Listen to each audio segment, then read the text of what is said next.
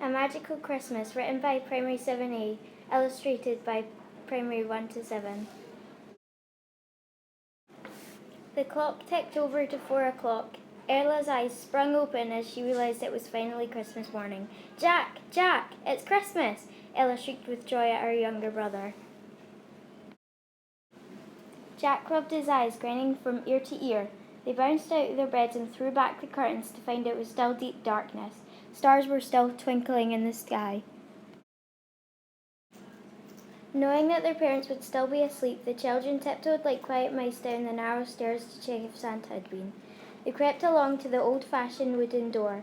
Behind the door was where they'd left Santa's treats excitedly on Christmas Eve. Together they nudged the door until it was open ajar. Butterflies danced in their stomachs as they peered around the door. They both gasped as they noticed the crumbly, tasty mince pies still sat by the fireplace. "He's not been," Jack stuttered as he realised no presents lay underneath the perfectly decorated tree. "Shh, listen," Ella cried. "Can you hear that?" Jack listened and suddenly heard the ring of distant bells outside. "Let's go and investigate," Jack explained.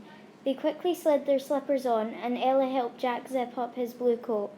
They then sneaked out of the front door. The sound of the bells became closer as they turned. They spotted a bright red light.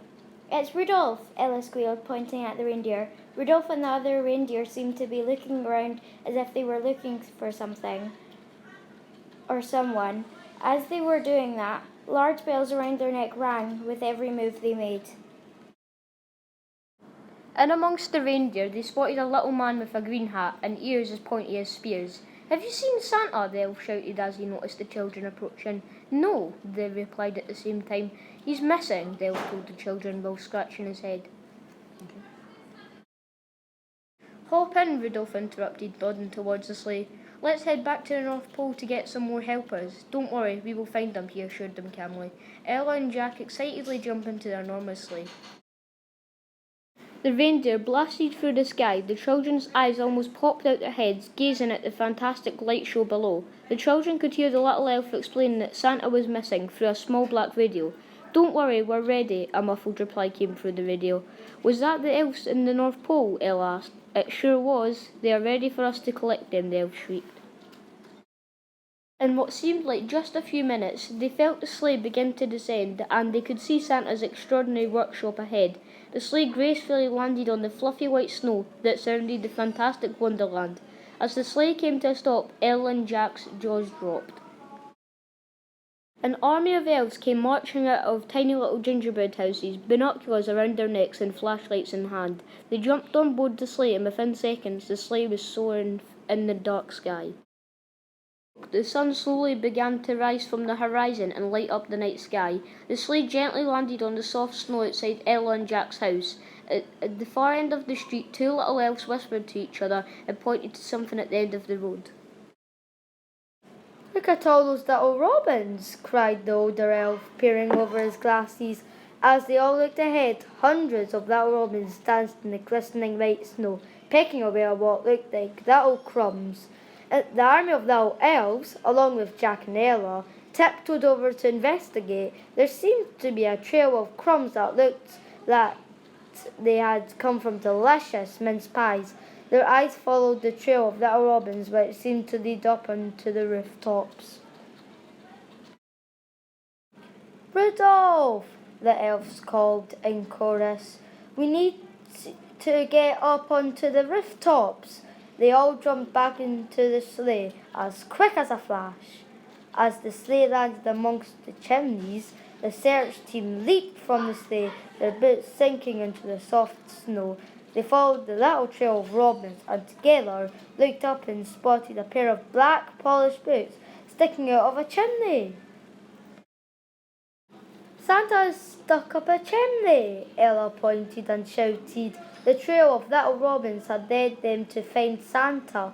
The army of little elves worked together to haul Santa from the chimney, using all their strength.